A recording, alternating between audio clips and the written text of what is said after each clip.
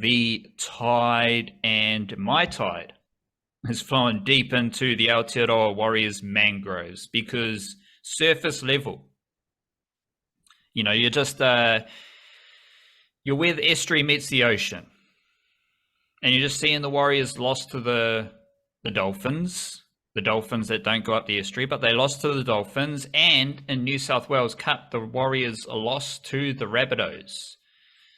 First finals game, lost to the Rabbitohs, a bit of a stink finish, losing to the Dolphins. However, if you go deep into the mangroves via this estuary, you will find that this weekend was a showcase of young and emerging Aotearoa Warriors talent. We've talked about this all season, how cool and interesting it has been to follow the youngsters in the Warriors system.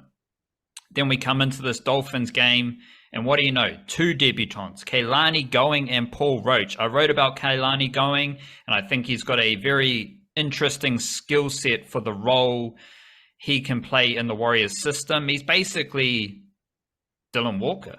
But I can see Keilani Going playing that role very well, and that's going to be there for him. I thought he was pretty good. He played 35 minutes, I believe, against the Dolphins. He was robust. His speed translated to the NRL, and that's a asset for him because he's a good passer, rips in, but he's quick, he's mobile, he's strong. Paul Roach got less minutes, but he's there.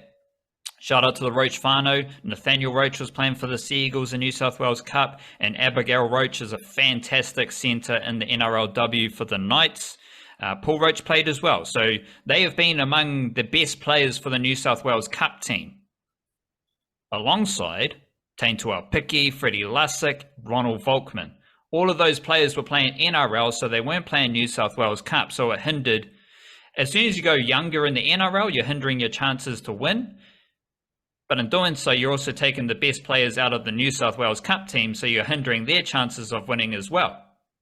Not to mention Jacob Laban. Fantastic edge forward prospect. I've got him as the next up edge forward for the Warriors. He was 18th man for the Warriors NRL team, so he wasn't playing New South Wales Cup either. So there were a bunch of really solid New South Wales Cup players in that team that lost to the Rabbitohs, but there are also some really interesting youngsters. Tanner Stowers-Smith was there. He scored a try. He's been there all season.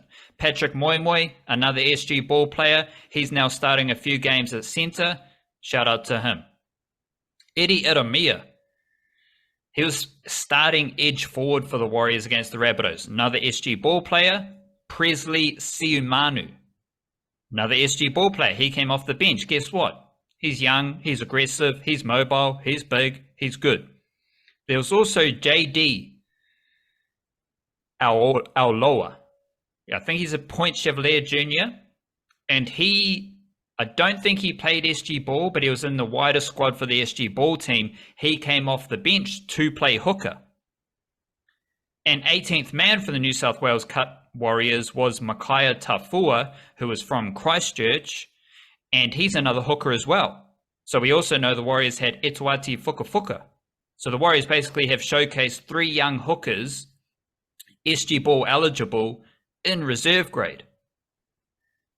They have another opportunity at finals footy, and I would suggest that the New South Wales Cup team for their next game, which I believe is in Sydney against the Raiders, will be far stronger because the NRL team, they're playing at finals footy, so they're going full strength as well. But this weekend, or last weekend, losses against the Dolphins and the Rabbitohs in both grades, it showcased the depth of talent the Warriors have, and a lot of which is SG ball eligible, now playing New South Wales Cup. And the lads who played NRL all did a pretty good job as well. So just celebrate this moment of the showcase, emerging talent in the Warriors system, because shit gets real next weekend.